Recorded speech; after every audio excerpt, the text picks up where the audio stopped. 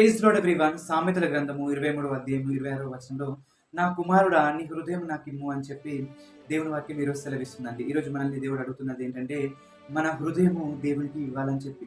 కానీ మనలో చాలా మంది దేవునికి మన హృదయం ఇవ్వం, కానీ మన హృదయాన్ని ఆస్తి సంపాదించుకోవాలని, ఉద్యోగం సంపాదించుకోవాలని, గొప్ప వివాహం జరిగించుకోవాలని చెప్పి, ఇది అది కావాలని చెప్పి మనం హృదయాన్ని వాటికిస్తూ మన హృదయంలో వాటికి స్థానం ఇచ్చే వారిగా ఉంటాం. కానీ మనము దేవునికి స్థానం ఇచ్చే వారిగా ఉంటామండి.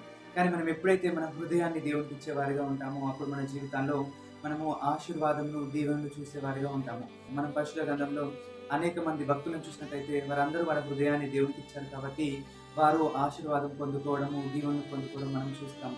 దేవుడు మన హృదయాన్ని ఎందుకు అడుగుతున్నాడంటే, మన హృదయము మోసకరమైనదంటే అది ఘోరమైన వ్యాధి కలిగినది.